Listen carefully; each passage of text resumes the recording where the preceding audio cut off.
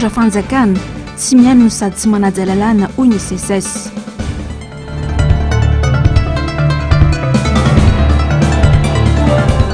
Alzheimer, astolina mialoha, mila fanohanana ireo voany.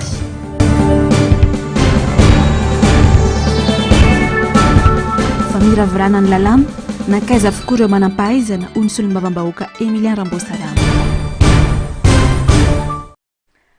Manolotra ny araba tombo kilasy tomboko vavy sy tonga soa anatin'ny fampahalalam-baovao ny MBS ianao amin'ity hariva ity alakamisy fa 2 ny volana septambra ny taona 2024 manasanao ampitiavana azy anaraka ny fotoanany vaovaon'ny MBS hatramin'ny farany. Isantarantsika ny fampahalalam-baovao ary ny makasika indrindra ny raharaham-pirenena dia taorian'ny fihaonana tamin'ny Ray aman-dreny Arapana Omaly dia nihaona teny amin'ny fitsarana avy momba ny lalam-pandrenana ny mpikambana sivy ao anivon'ity androm-panjakana ity sy ny kandida milatsaka ho fidinao filoham-pirenena ny maraina teo. Kandida 10 no tazana teny an-toerana raha solotena kosa ny any Andry Rajoelina, tsy tonga kosa ny avy eo anivon'ny kandida sy tendrandriana Soloniaiko sy Sendrison Raderanirina. Tsy nisy nipika ny resaka ny fanaovan'izy ireo tamin'izany. Teny an-toerana Andro Miaratina sy mbola avatsara. Tonga tsy kelikely tetỳ amin'ny fitsarana avy momba ny lalam-panorenana ireo kandida irotsaka ho fidina ho filoham-pirenena nanomboka tamin'ny 7 sasany maraina hiatrika ny fihaonana teo amin'izy ireo sy ireo mpikambana mandrafitra ny HCC. Tamin'ny 10:12 minitra tany hoany no nanomboka ny fivoriana mikatitrano ny arahany rotonta. Tsy nisy nazo nitondra ny fendainy ireo kandida nanatrika ity fihaonana ity, najanona teo ambaravarana teo ampidirana izany.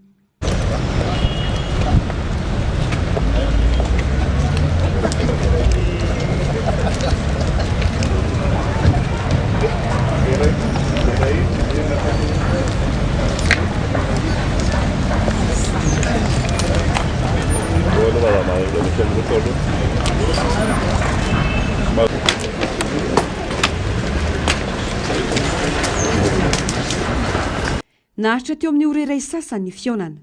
Tamin'ny 2:10 sasany no nivoaka ny hevitrany ireo mpikatroka. Tsy nisy nipika ny resaka tao aorian'izay. Na ny filohan'ny HCC, na ny mpikambana tao aminy, na ireo kandida rahateo tsy nisy nanao fanambarana tamin'ny mpanao gazety ny votoaty ny fivoriana. Sanao déclaration mihitsy zahay. Fa misy makasarika sanao déclaration mihitsy zay zay fanarahana.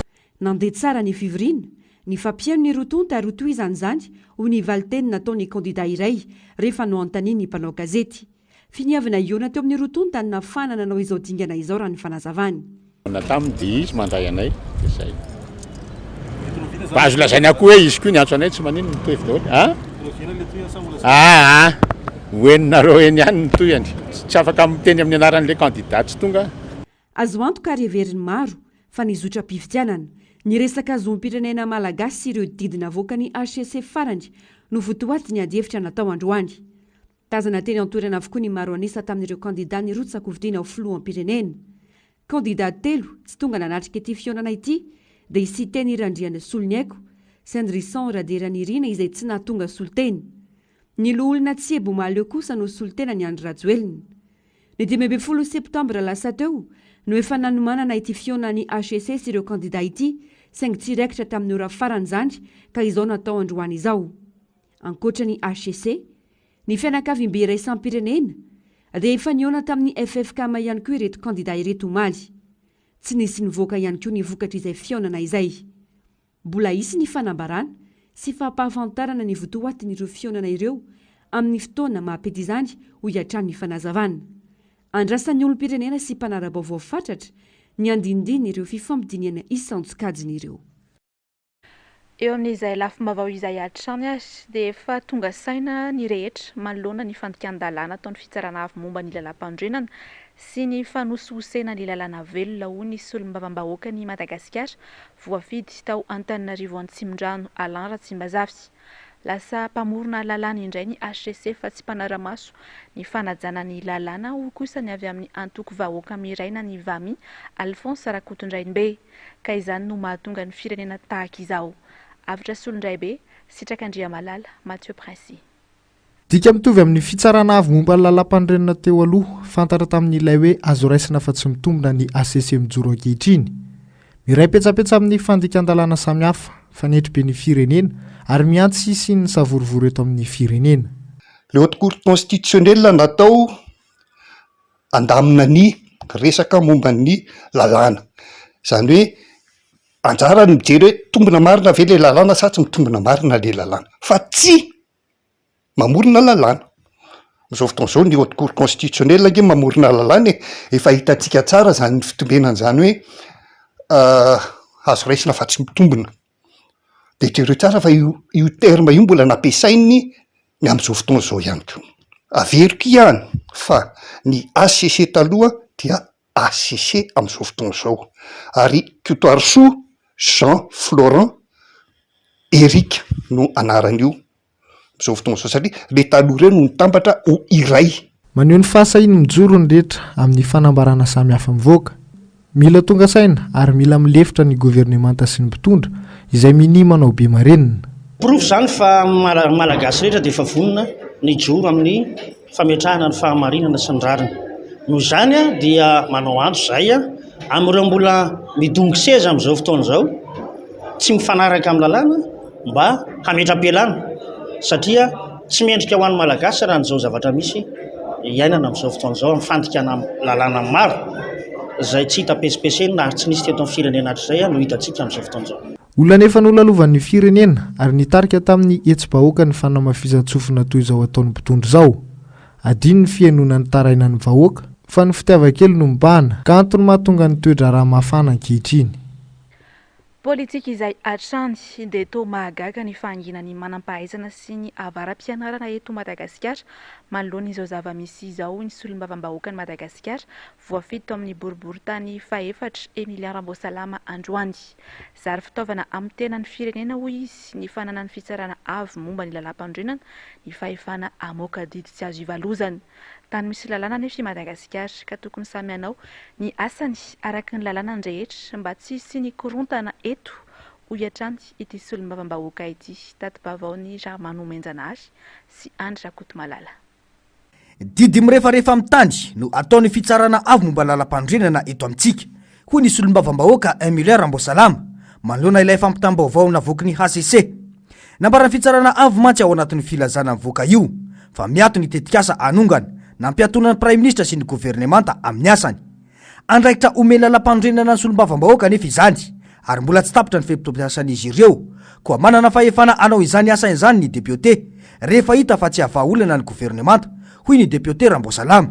Matoa misy ny fanapahan-kevitra ohatran'ireny ka avoakan'ny ACC dia midika fa fandikana lalàna ny zavatra ataon'ny ACC. Ireny dia fiarovana efa lefasakady amin'ny zavatra mety hitranga ho ataon'ny solombavam-bahoaka satria maninona fandikana lalàna be vata reny famoahana an'ireny zavatra ireny satria fantatra fa tsy mety dia mionona amin'ilay hoe didy tsy azo ivalozana ny avoakan'ny ACC dia manao an'ireny mba entina hiarovana ilay atao hoe fitantanana iarahan'ny membre ny gouvernement ny asan'ny filoham-pirenena mara-pahatonga izay filoham-pirenena satria fantatra iry zareo fa tsy ara-dalàna zany dia tonga dia asiana amin'izay ary mionona amin'ilay hoe didy tsy azo ivalozana. Endriky ny tahotra zany ary araky ny tenina miaramila dia hoe efa mikorotanao rehefa matahotra mafy satria maninona efa tsy mandeha le fanandalan-dalàna ka matahotra mafy ry zareo dia efa manao azy sady hoe tsy sin'ny fanaovana motion d'empêchement na motion de censure ho an'ny gouvernement io mitondra ny tension firenena io dia motambatambady andray avy hoe tsy azo ataon'io gouvernement io koa ny manao ny manafona ny anteny miram-pirenena. Tsy manana fahefana andravany anteny miram-pirenena ny gouvernement amin'ny tantana Vonjimaika ny raharam-panjakana saingy modina ambarana tao anatin'io taratasy io ihany koa fa tsy azo ny gouvernement atao ny mandrava ny anteny miram-pirenena. Ny filoham-pirenena irery andry no manana fahefana anao izany ho hatrany ny nambarany. Président manokana rery amin'ny filoha voafidy azy voafidim-bahoaka manafoana ny anteny miram-pirenena raha ilainy izany fa tsy gouvernement ohatran'io izay atao hoe resaka intérimaire na resaka hoe fampandehanan-draharaha fotsiny no andeha anafoana androm-panjakana anankiray fa tsy ny didina voakan'ny ACC zay milaza hoe tsy azo voalozana iny a dia didy tsy mitombona ary ohatrany hoe mampiome andy raha ohatra hoe olona natao mpitsara ambony be ireo zay natao hoe iaro ny lalàna farany lalàna faran'izay lehibe indrindra eto amin'ny tany sy fanjakana dia lalam-panorenana no amoaka didy fahatany ohatran'ireny zay milaza fa hoe tsy azo atao ny manao empêchement sy ny motion de censure an'io gouvernement io tena mampalahelo ary malona izany rehetra izany dia miantso ireo manampahaizana eto amin'ny firenena ity solombavam-bahoaka ity mba hiteny tsy hijoro satria tena viraiviray ny olona fotsiny lalàna eto amin'ny firenena mampalahelo ny hafaran'ity firenena ity raha izao no mitoy ho hiatrany député Emilia Rambosalama. Anisan'ny mbola mahatonga resabe ato amin'ny firenena araka izany ny nanekeny fitsarana avy momba ny lalam-pandrenana anomeny fitantanana ny firenena ho an'ny gouvernemanta ity fanampahana ity izay tsy manaraka ny lalam-pandrenana na itsy araka izany ny solombavam-bahoaka Mamy Rabenirina ny laza androany nandritra ny fandaharana miara-manontsy fa teteza mita amin'ny endriny hafa no misy eto Madagasikara amin'izao. Onjalalaina Ranaivo Manana sy Tahiriny Aina no mamentina amintsika ny fandaharana miara-manonja androany. Nitondrany fandaharana miara-manonja androany fa makafakana ny endriky ny fanonganam-panjakana misy eto Madagasikara. Tsy manaraka ny lalam-pandrenana ny fitsanganan'ity fanjakana iarahan'ny gouvernemanta miara-mitatana ity. Fanjakana izay sokajiny solombavam-bahoaka Mamy Rabenirina ho tsy fantapiaviana. Tsy mandala mahatany demokratika intsony misy eto Madagasikara. Nanamafy ity solombavam-bahoaka ity fa teteza mita amin'ny endriny hafa mihitsy misy amin'izao fotoan'izao. Efa tsy araka ny lalàna intsony, tsy araka ny lalam-pandrenana ny endriky ny fitondram-panjakana ary tsy misy olom-boafidy intsony no mitatana ny firenena any amin'ny rafitra nasionaly io dia dikan'izay efa ivelan'ny rafitra demokratika sy republikana tanteraka ny fitondram-panjakana eto Madagasikara. Ny feheziko taminy hoe tratran'ny zareo ilay tanjona hanao teteza mita fa amin'ny endrika anankiray hafa. Zareo iza le zareo satria adihevitra be teto nandritra ny volana maromaro ny hoe teteza mita tsy teteza mita iatrehana fifidianana laza foana le fitondram-panjakana fa vonona iroso amin'ny fifidianana kanefa raha ny zavatra hita nandritra ny volana maro dia tsy ampy le fahavononana. Fantatsika fa na ny tety andro ny fifidianana filoham-pirenena io aza raha tsy tena nanaovantsika tery mafy mihitsy mba hamoahana azy dia saika tsy navoaka ny fitondram-panjakana io. Isika no nitarika vao mivoaka ny daty dia isika no nilaza fahavonoana voalohany indrindra nanana kandida voalohany indrindra ary nametraka ny atota taratasy voalohany indrindra fa raha ny fitondram-panjakana nandrasana raha ny fihetsiketsika ny fitondram-panjakana no nijerena tsy ho nisy fanomanana fifidianana teto ao anatin'ny dingana fanomanana antsika mantsy zao. Kanefa raha ny resaka ofisialy avoaka fitondram-panjakana dia mifanohitra amin'izay amin'ny hoe hanatanteraka fifidianana araka lalam-pandrenana. Dia eo zany tsika miteny hoe iza le izary zareo izay mahatratra ilay tanjon'ny teteza mita. Efa hatrany ambaloany nampiseho tsy fahavononana nanao fifidianana ekipa amin'ny fitondrana ary tahotra ny mpifanandrina aminy ny antony iritsony amin'ny rafitra gouvernemanta iaraha-mitatana izay mitovy amin'ny teteza mita ihany. Olona mahazo tombony amin'ny rafitra teteza mita dia ny olona tsy vonona hiatrika fifidianana. Ny olona matahotra fifidianana. Ny antoko politika matahotra fifidianana ary ny antoko politika mahatsapa fa mbola tsy ampy ny heriny hiatrehana fifidianana. Fa ny antoko politika vonona hiatrika fifidianana dia ny antoko politika efa vonona efa niomanatry ny ela dia zay no mahatonga antsika nampiseho foana hoe tsy isika mihitsy no anemotra ny fifidianana zany, tsy isika mihitsy ny antso amin'izany, tsika vonona ao anatin'ny hiatrika ny fifidianana fa misy andihany ao ary samy mahalala tsika rehefa manao ny fandalinana ara-politika fa samy mahalala ny zava-misy fa maro ary tsy azo afenina fa raha ny feo sy ny fandalinana etseroa sondage ho isika dia milaza fa na ny eo amin'ny fitondrana raha misalasala ny amin'ny hoe fahavononana teo amin'ny fifidianana. Anisan'ny noresana tao anaty fandaharana miara-manonja androany ihany koa ny fananganana ny komity manohana marika ravalomanana na ny KMMR. Efa miroso amin'izay fananganana KMMR izay avokoa ny ratsy mangaiky any Antokotiko Madagasikara manerana ny nosy. tokana ny tanjona amin'ny fananganana ity komity ity dia ny ampandaniana ny kandida Marc Ravalomanana. Eo amin'izay vaovao mahakasika ny fanomanana ny fifidianan'izay hatrany dia tsy ny mpanao politika ihany fa na dia ny olom-pirenena raha dia manana ihany koa manoloana ny fikarakarana ny fifidianana amin'izao. Mitoetra ny anivon'ny fokontany ny fijerena ny loko politika ny tsirairay ka nahatonga izy ireo miahiaho sy tafiditra anatin'ny listim-pifidianana raha ny fitarainana. Eo ankilan'izay moa dia efa miroso amin'ny fizarana ny kara-pifidianana ny fokontany amin'izao toy ny etsy Anosy Zato Atsinanana voalohany boriboritany Antananarivo fahaefatra. After solondray be sitraka andria malala Mathieu Prince. Nanomboka tamin'ny faran'ny herinandro lasa no makaty no efa tonga any amin'ny fokontany ny kara-pifidianana ho an'ireo voasoratra anarina anatin'ny listim-pifidianana. Miroso makany amin'ny fanatanterahana ny fifidianana ihany isika na eo aza ny ahia maro. Efa saika nahazo izay avokoa ireo olom-pirenena voasoratra anarana, maro anefa ny tsy fahatomombanana.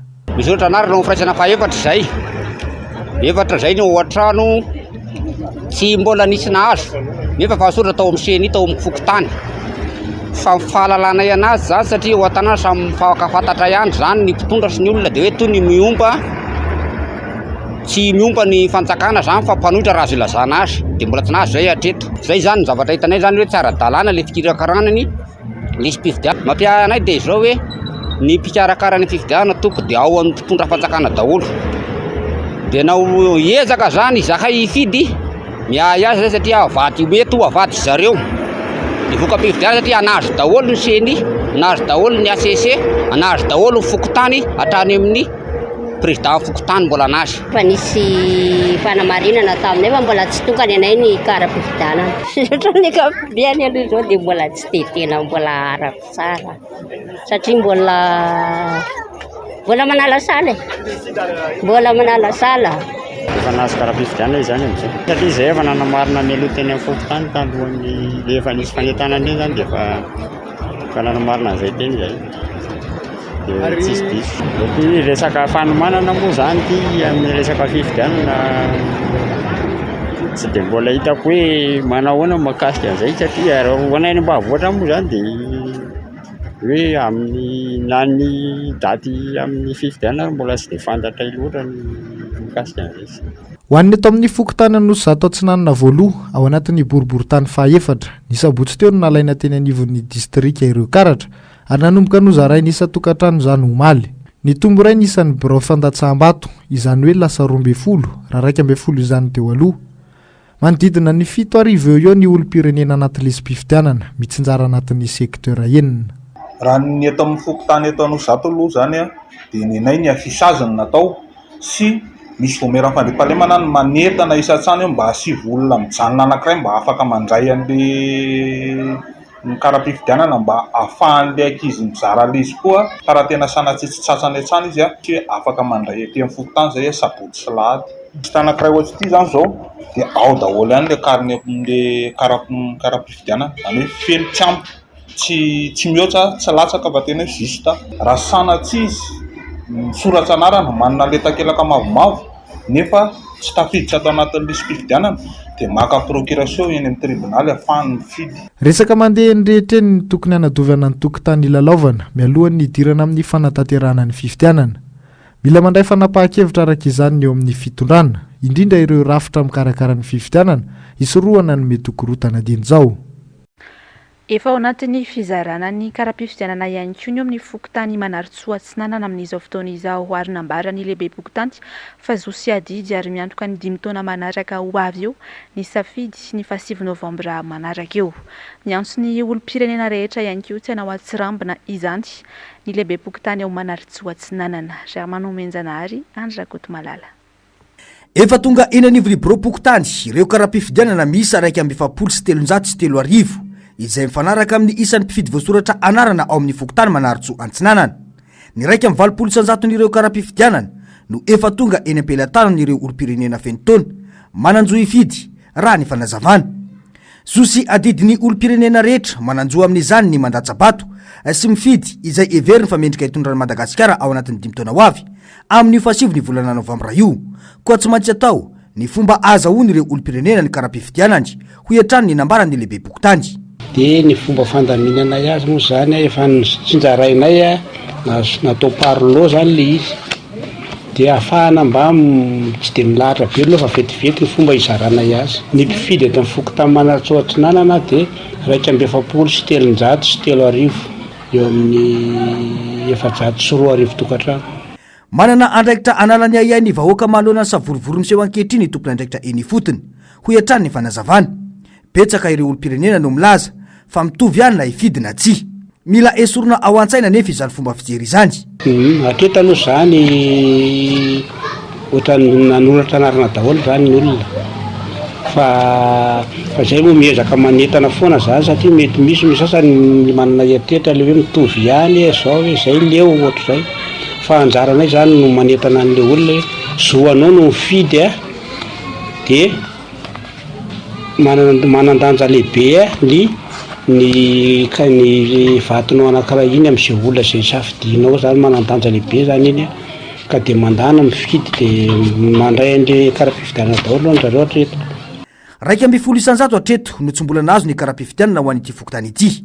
Anton'izany ny fivoahan'ireo olom-pirenena ireo any amin'ny faritany ary mbola tsy miverina hatramin'izao. Sosy adidy ny mifidy ary manandanja ho amin'ny 5 taona manaraka eo ny safidy ho atao amin'ny 7 Novambra io ka tsy tokony ataon'ny olom-pirenena ambanin-javatra ho hiatrany ny fanazavany.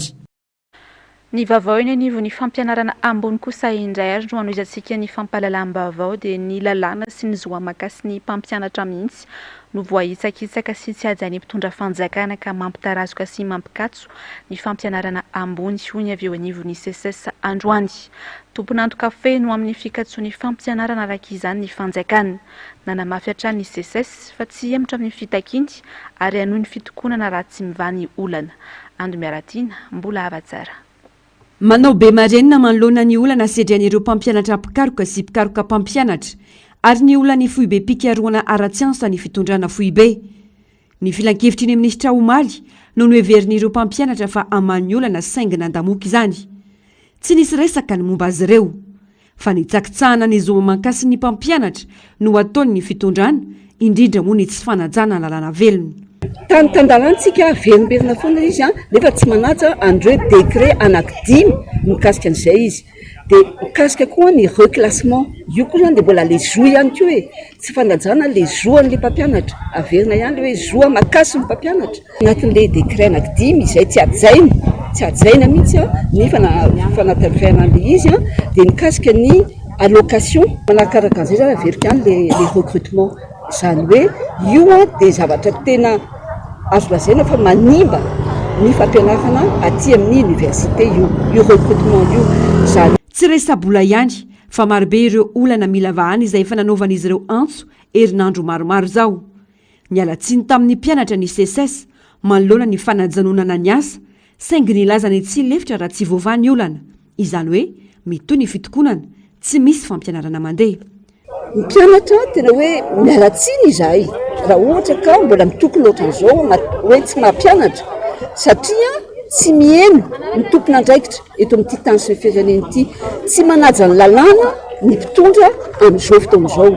Evenina fa fafinaretana aveo no manao ny sitinina io jereo za tika efa olona efa fitony fa ninahy niady ataoko dia izay ary niady ataonay rehetrarehetra ireo dia izay hoe avereny ny asiny ity fampianarana ambony fikaroana ara-tsiansa ity. Koatra ireo voalaza ireo miantso ny jerena manokana ireo mpampianatra vacataire na ireo mpiasa antselika izay tsy mandray karama efa ho telo taona izao ny CSS.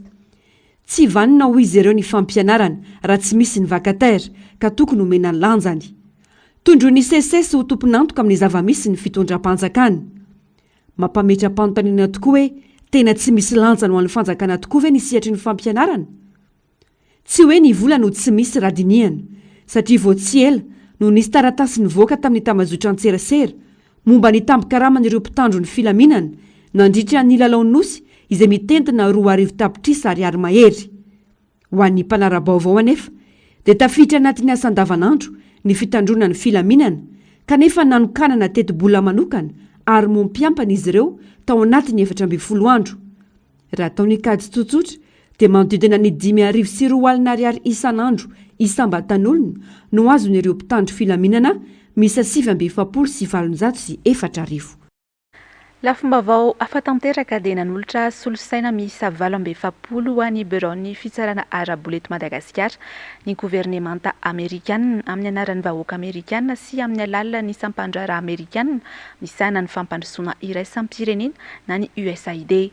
Anamafy ny fahafahan'ny fitsarana arabola hanatsarany mangarahara ny tamberin'andraikitra ary ny fahombiazan'ny fitantanam-bola-panjakana ireto fitaovana ireto. Fampitaovana fanindrony nataony tetikasa USAID tantany ity. Efa nisy ny fanolorana solosaina toy izao ho an'ny fitsarana momba ny kanty ny tetikasa nandritra ny fiparitahan'ny valana aretina COVID-19 teto amin'ny firenena ny taona 2024. Ny fanomezana solosaina dia maneho ny mahazava-dehibe ny fampiroboroboana ny mangarahara, ny fandraisana andraikitra ary ny fitondrana tsara tantana. Mino izahay fa ny fampitaovana ireo bureau ny fitsarana arabola dia ampahomby ny fanaraha-maso ny volam-panjakana, ahasoa ny olom-pirenena malagasy ary anamafy ny ezaka rehetra efa natao mba ahalavorary ny fitsinjaram-pahefana hoy Anne Williams, tale jeneraly ny USAID eto Madagasikara. Manohana ny fanofanana momba ny fitantanana, ny ady amin'ny kolikoly ary ny fanaraha-maso ny fitantanam-bola ho an'ny tompona ndraikim-panjakana miisa 70. Anisan'izany ny piasa ny fitsarana arabola ny avy eo anivon'ny USAID tantana. Kely dia kely kosa ny fanampina omeny fanjakana Foibe ho an'ny komina anatanterana ny asa fampandrosoana. Ny ben'ny tanàna sy ny ekipa ny araka izany no mifofo mikatsaka izay ampandrosoana ny tanàna. Ny zava-misy amin'izao eto Madagasikara dia taratra eny fotony ny fitongilanana eo amin'ny antoko politika sy ny loko politika eo amin'ny sampitantana ihany. Avitra solondray be Sitrakandria Malala sy Mathieu Prince. Miroso amin'ny fahataperan'ny fiampitoam-piasany ireo ben'ny tanàna manerana nosy. Maro ny asa nandrasan'ny vahoaka tamin'izy ireo sy ireo ekipa mpiara-miasa aminy. Misy anefa ireo nanao kobakambava ka tsy nahavita ny asa mivaingana firy. Teo kosa ireo tsy nikely soroka tamin'ny andraikitra nampitsoroana azy ireo. Misy fiantraikany betsaka eo amin'ny fampandrosoana ny tsy fitovian'ny loko politika amin'ny fanjakana Foibe sy ireo ben'ny tanàna. Ho an'ireo tsy mitovy firehana amin'ny fitondrana dia zara raha misy izay tosika izay mba tsy ilazana hoe tsy misy ny tantsorika avy amin'ny fanjakana Foibe. Raha tena décentralisation effective no atao mandroso lavitra noho izao ny commune ambanivohitra Ambohidrapeto. Tsara aloha mampafantatra antsika rehetra fa ny subvention omen'ny commune ngeka kely ary tsy mahavita na ny karaman'ny mpiasa 3 volana akory azy zany. Fa rehefa tsy mihetsika ny commune amin'ny fanetsiketsehana ny loharanom-bola rehetra, ny hetra sy ny rehetrarehetra dia tsy possible mihitsy ny amin'ny tany zavatra. Ary ny tena hoe fampandrosoana hita maso dia asehonao ny vahoaka mihitsy ilay hoe tamberim-bidy. Satria ny vahoaka mandohetra manao ny izay ampandrosoana dia dikan'izay zany ianao mpitantana ihany koa dia manana didy ianao ny amin'izay mamerina n'izany andraikitra zany amin'ny vahoaka. Fa rehefa be ny tanàna ianao tsy miniankina ny fitondrana dia somary ambanimbany zavatra dia misy ny mozana mitongila anao. Izay tamberina andraikitra ampandrosoana ny tanàna sy ny firenena izay no andrasana amin'ireo olom-boafidy rehetra. Tsy hikatsaka intsony tombotso manokana fa hijeryn'ny filan'ny vahoaka ametrahana ny tena fampandrosoana miaingen'ny fotony eto Madagasikara. Ny vaovao avy eny anivon'ny komina izay hatrany dia vita ary notokanana androany ny lapan'ny tanàna ny komina ambanivohitry Ambohidrapeto. Manana fokontany 5 ity komina ity, manodidina ny 400 tapitrisa ariary teo eo no nahavitana ny fototra-fitrasa izay naharitra 2 taona. Avitra solondray be Sitrakandria Malala sy Mathieu Prince hatrany. Manana anjara andraikitra hijoro isika amerenana ny fitantanana ny firenena ao an'Andriamanitra ka tonga antsika androso sy ahomby hatrany, hoy ny mpitandrana Daniel Randrianary, nitondra ny afatr'Andriamanitra tamin'ny fitokanana ny lapan-tanàna ambanivohitra Ambohidrapeto. Ny andinin-tsoratra masina tao amin'ny tantara faharoa toko fafito andiny faha-14 no nitondrana ny fampianarana sy ny fampaherezana dia ny amelona ny fanantenana sy anehoana ny fijoronana eo azany manjo ny firenena hoy ny mpanompony. Ao anatin'ny ady sarotra ny firenentsika ka itsika no mi-intervenir mandoalika eo anaten'Andriamanitra. Manaiky n'Andriamanitra hiasa amin'ny firenena ka ny fandresen'Andriamanitra no mampandresy antsika. Karazana prêche triomphale. Izao fivoritsika eto zao dia fivorim-pandresena apetraka Andriamanitra eo amintsika. Afahantsika miado ny tanindrazana, manana ny tanindrazana fiadanana. Manana andraikitra ianao ry havana. Zany no ampipetsoan'Andriamanitra anao ihany koa eto anivon'ny firenena. Ka napetraka Andriamanitra eto ianao.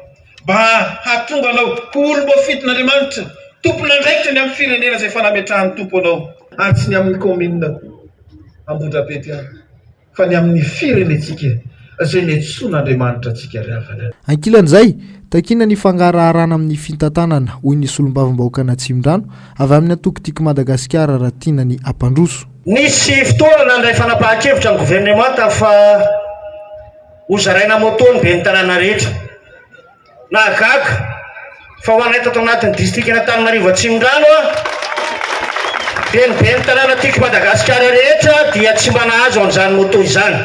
Mila mametraka ny tanitandalany sika ary mila mametraka ny rariny sy nitsiny rehefa zoan'ny be ny tanàna misitraka an'izany dia aoka mba hisy trano. Maneho ny fahaleovantenana sy fijoron'ny commune ny foto-drafitrasa toy izao izay azo vokatry ny fiaraha-miasa tamin'ireo malala-tanana sy ny teti-bolan'ny commune manokana. Tsy nisy fanampiana avy any ivelany ny fanaovana ny commune Ambohidrapeto fa tena volan'ny commune madiodio mihitsy izay rahan'ny commune amin'ny vahoaka ato anatiny. Zao zany dia marika hita maso fa izay ety Ambohidrapeto tsy midera hoe tena mahay miaraka sy mahay miara-mientana fa manana fitiavana mihitsy ny amin'izany fampandrosoana izany dia isaorako ny vahoaka izany ary mbola mampanantena fa mbola hitohy hatrany io fampandrosoana io. Tsara ho fantatra vohatra ny avian'ny pritsy raha tsy mamangarainy Ambohidrapeto ary nanafenana azy rehefa maty no tapahin-doha izy. Isan'ireo vohatra 12 tamin'ny fanjakan'Andrianampoinimerina ihany koa ary antony nahatonga ny anarana hoe Ambohidrapeto dia izy no vohatra ny avian'ny Rapeto ary ahitana ny dia tongony eny an-toerana raha ny tantara.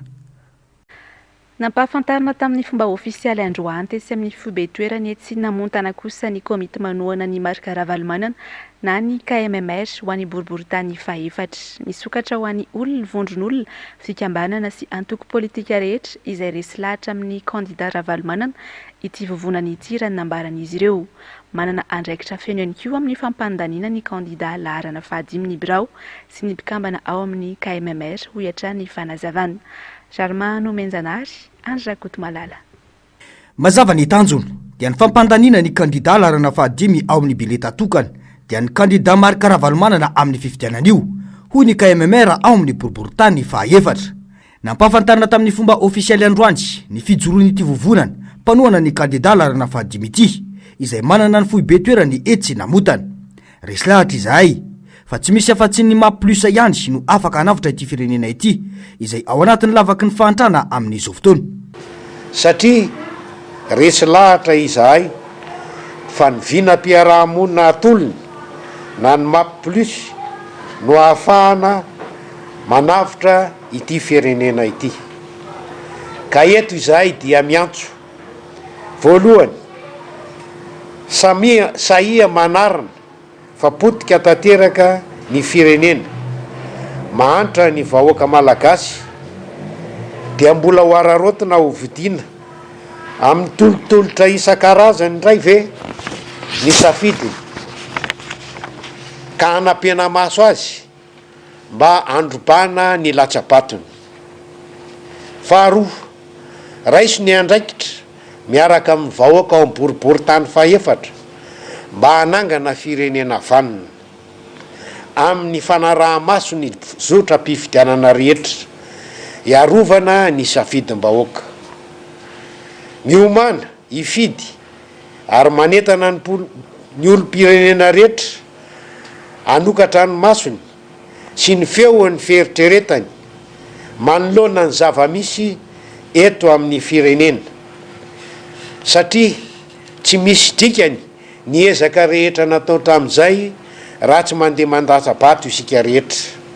Manana adidy sy andraikitra ary fa efa nafeno andray ny fanapahan-kevitra amin'ny fampandreserana ny kandida laharana 5 ny biro mandrafitra ny KMMR. Biro ny komity mpandrindra ny KMMR 2023 io dia tsy misy dirany tompon'andraikitry ny antokotiko Madagasikara na kely de kely aza ary tsy misy dikany ny anaovana ny KMMR 2023 raha ohatra ka mbola ny atao hoe ireo mpikambana sy ireo mpisehatra politika amin'ny antokotiko Madagasikara no tatan'izany ka dia nomena tanteraka ny olona tsy ao anatin'ny antokotiko Madagasikara ny tatan'izany ao zany a de ahitaonany antoko teza ao a ahitanao olona amin'ny reo atao hoe olona efa nisotron'olo fonctionnaire nisotron'olo maromaro ao a ahitanao mpivarotra telefona ao a ahitanao mpivarotra voanjo ao a ahitanao mpivarotra kapa fingotra ao aby marobe ty amin'ny boriboritany faefatra ka izay fanambarana ny zay fampandaminana ny filomarika Ravalomanana no antony ananganana ny KMMR. Misokatra ho an'ireo olona resy lahatra amin'ny vina sy ny fahakingana ary nitraikefa anana ny kandida Ravalomanana ny KMMR ho hiatrany ny fanazavana ho an'ny boriboritany faefatra dia etsina motana no misy ny QG ho azy ireo. Mila fanohanana ara-tsaina sy ara-moraly ny olona tratry ny aretina Alzheimer na ireo olona mitovy na ny olana mitovy seho aminy. Mafy sy sarotra ny ady ary ilana fifanohanana eo amin'ny rehetra izany na amin'ny fianakaviana na amin'ny fiarahamonina. Nankalazaina androany ny andro maneran-tany adina amin'ny Alzheimer ka isan'ny afaka nankalaza izany isika teto Madagasikara tamin'ny alalan'ny Madagasikara Alzheimer amin'ny masoandro mody. Etsika maro no nanamariana izany androany ary toy mandritra ity volana septambra ity. Andro miaratina mbola hava tsara. Manomboka fantatry ny olona tsikelikely ny aretina Alzheimer ankehitriny. Mbola sarotra nefa ny ady atao aminy noho ny antony maro. Voalohany indrindra aloha tsy fahafantarany be sy ny maro azy kamba natao hoe tsy ndeto ihany fa maneran-tany mihitsiny. Dia ny tena mahasarotra azy mbola fen'ny olona le izy nefa zavatra efa tena metraika any amin'ny fiainana amin'ny fianakaviana, ny ankohonana, mpivady, ny asa sy ny fiarahamonina. Dia le tsy faneken'ny sasany azy fa mbola mahita an'le endrika hafahafa ihany hoe na misavy, na misavian'olona, lasa dala. Izay ny tena mibahana ao amin'ny saintsika malagasy nefa tsy izay le zavatra. Isan'ireo firenena mankalaza ny andro maneran-tany adina amin'ny Alzheimer isantaona i Madagasikara. Misy ny vokatra azo tsapahitana natao anatin'izany raha tsy laza fotsiny fahafantarany Fédération iraisam-pirenena momba ny Alzheimer ny Madagasikara. Mahazo sihatra iraisam-pirenena ihany koa i Madagasikara amin'izao. Tombo lehibe ho an'ny malagasy izany ahafana manatsara ny fandraisana an-tany ireo marary eto an-toerana. Saika ireo malala tanana hatrany mantsy no manampy ny fikambanana amin'ny fanatrarana an-tanjony. Dia tena herim-pony ny fikambanana, ny mpikambana sy ny tsara sitrapo fa tsy dia manana fanampiana avy amin'ny fanjakana izay. 30 taona zao. Dia any zany izay akony any velany izay zany tena mbo hoe atenainay. 3 taona izao no niditra fikambanana ity renim-pianakaviana ity. Rehefa natsapa ny mpianakaviana fa mila fanohanana izy mba tsy havery tanteraka ny fitadidiny. Fa finaretina ho azy ny miaraka amin'ireo olona mitovy aminy amin'ny alalan'ireo fampiasam-batana maro. Fifaliana trano no misotra eny amin'ny tavany na misedra io olana io aza ny tenany. Rehefa makatia zany andeha ohatrany hoe ivoaka mivoaka ny trano koa zany dia makatia amin'ny ty toerana ty hoe maka fifaliana, maka resaka amin'ireo mpikarakara ireo. Hitanao manao gymnastique, hitanao le mandehanderaka ty tanàna ty. Efa zavatra hafa ho anazy zany izay. Le hoe fatahorana hoe sao dia hoe verisaina sy ny karazany ve? C'est pas un problème satria za koa efa nitaiza zoky olona. Dia ohatrany hoe efa ohatrany hoe ny fiainako tao anatin'io zoky olona io zany no iainako amin'izao. Tao tara fantatro ny hoe aiza nisy anazy no. Dia aleo koa zany miaina an'le androany. Mafy ary tsy mora. Mila fanetretena ny miaraka amin'ny olona manana ity karazana aretina ity. Mitaky fiara-miasa, fiara-mientana ary fiombonam-po avy amin'ny rehetra ihany koa izany na io fianakaviana na fiarahamonina. Io olon-dehibe io mamanao io zany no nampianatra nandehanao. Io no nampianatra nanoratra. Efa izy lasa sarotra be izy lasa tsy mibatika le zavatra. Dia ny anamboaranao an'le sainao mihitsy zany le fianakaviana senao mihitsy hoe le réalité, jereny le réalité, zay ny tena mafy be mihitsy ny accepter an'izay. Le izy zany tena hitako hoe mila fanetretena be mihitsy ianao dia mila mianatra. Ianao zany tsy hoe zay mety aminy hovana le programme zay mety aminy fa tsy hoe zay mety amin'le fianakaviana fa atao zany maximum mihitsy hoe zay mety aminy longany no atao voalohany. Nankalazaina andro andraiky amin'ny 20 septambra ny andro maneran-tany iadina amin'ny aretina Alzheimer ka afaka nankalaza izany isika teto Madagasikara. Tamin'ny alalan'ny fitiliana no nanamarian'izany androany. mitohatra any kosa ireo hetsika maro mahakasika ny alzheimer mandritra ity volana septambra ity. Raha izay ny pejy mifanaraka indrindra amin'ny fahasalamana, lafim-baovao afa-tanteraka kosa indray ary no an'izantsika ny fampahalalam-baovao tamin'ity androany ity ary dia fikambanana protestanta avy any Amerika no tonga nanolotra fanampiana ho an'ny voafonja tao Arivony Mamo. Ny ara-dalàna tamin'izy ireo tamin'izany ny fikambanana misana ny fitoriana ny filazantsara eny anivon'ny voafonja. Tamin'ny kafaliana tanteraka moa nandraisan'ny voafonja ireto fikambanana ireto any mba tonga nitsidika azy ireo. Jarmano Menjanary, Andra Kotomalala. 700 ireo voafonja eto amin'ny fonjany Arivony Mamo ka ny 20 amin'ireo no vehivavy. Mitsinjara amina efitrano 3 ireo voafonja ireo raha toka mitokana kosa ny vehivavy. Baiboly, sakafo, fanafody ary asatanana malagasy sy savony no natolotry ny fikambanana kristiana avy any Amerika izay miara-miasa amin'ny fiangonana Luterana eto Madagasikara azy ireo androany. Ankoatra izay moa dia fitsidiana sy famangina amin'ny fomba kristiana natao teto ka nisy fizarana ny tenin'Andriamanitra sy teny fampahirezana ho an'ireo voafonja. Reto vahiny reto dia ny protestanta amerikanina. Izany hoe protestant zany fantatsika fa ireo avy amin'ny protestanta zany ankoatran'ny hoe fiangonana katolika dia zay zany no mitambatra amin'ny groupe protestanta dia ity nanangana fikambanana zareo dia ity PFC ity na Prisoner for Christ no fikambanana ivondronan'ny protestanta amerikanina zany misahana ny asa aty amin'ny fonja. Fanirian'ity fikambanana amerikanina ity ny ametraka toeram-pitsaboana eny anivon'ny fonja. Tafiditra tanteraka ao anatin'ny fanitarana ny filazantsarany Kristy izany rehetra izany hoy ny fanazavana.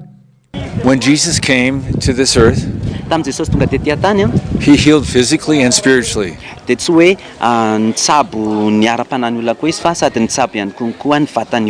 The Lord has given me a spiritual gift to heal vision.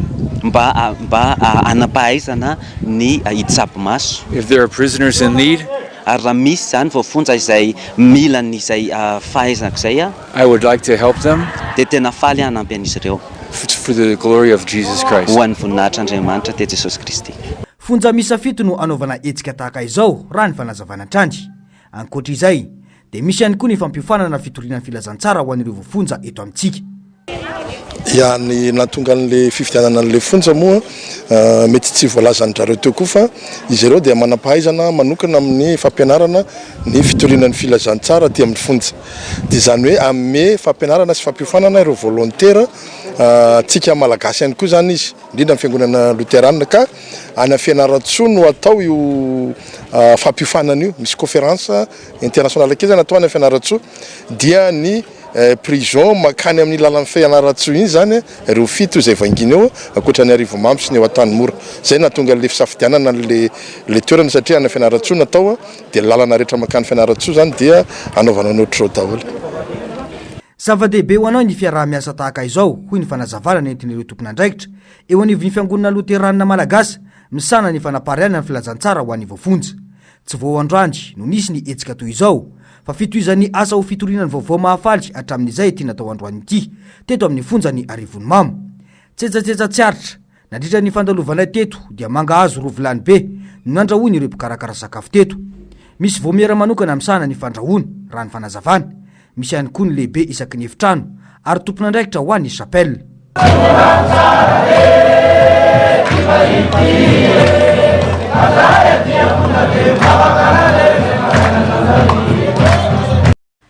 Amaranantsika ny fampahalalam-baovao ary ho any ivelany isika atao anatin'ity fanadihadiana manaraka ity. Mpanao gazety iray Stanis Bujakera no nahiditra amponja tany amin'ny Repoblika Demokratika ny Congo no ny filazana fa namoaka vaovao tsy marina tao anatin'ny gazety Jeune Afrique.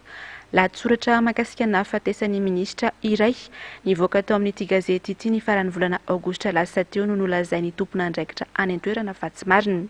Nanao fihetsiketsehana fitakiana ny amoanany namany ny mpanao gazety tany an-toerana. Onja lalaina Ranaivomanana sy Manora Andriamalala no mitatitra amintsika ny andindiny izay. Mpanao gazety maromaro no nanao fihetsiketsehana ao Malelaharby manoloana ministeran'ny fitsarana tao Kinshasa. Stanis Bujakera talelefitra ny famoaham-baovao amin'ny tranonkalam-baovao congolais actualité.cd no sady solitenan'ny agence Reuters ao Kinshasa no voalaza fa namoaka vaovao tsy marina momba nahafatesan'ny ministra teo aloha Cherubin Okende. Ny farany volana aogositra no nivoaka tao amin'ny gazety Jeune Afrique izany latsoratra izany. Mitakiny amin'ny tsorana ity mpanao gazety ny Jeune Afrique any amin'ny République démocratique en Congo, voatazona amponja nanomboka amin'ny 9 septambra lasa teo ireo mpanao gazety mpiara-miasa aminy. Taorian'ny niazonana azy tany amin'ny Brown mpitandro ny filaminana, dia nafindra tao amin'ny fonja anisan'ny lehibe indrindra tao andrenivohitra Congo RDC ity mpanao gazety ity. Ny alatsinainy teo niakatra fampanoavana ny tenany. Nanamafy ireto mpanao gazety nanao fihetsiketsehany ireto, fa mbola eo amafy kokoa ny hetsika ataon'izy ireo raha tsy mivoaka amin'ny fonja ny namany. Izay vaovao avy any RDC izay inkoa no manakatona ny fampahalalam-baovao tamin'ity alina ity. Ankasitrahako ianao nanaraka izany hatramin'ny farany. Hoaratsika rehefa avy eo ny fandaharana ahoana marina sy ny fandaharana Global News. Aorian'izay kosa no anarahantsika ny horonan-tsary, une comédie romantique. Mametraka ny veloma mandrapitafary ho amin'ny manaraka indray tompoko.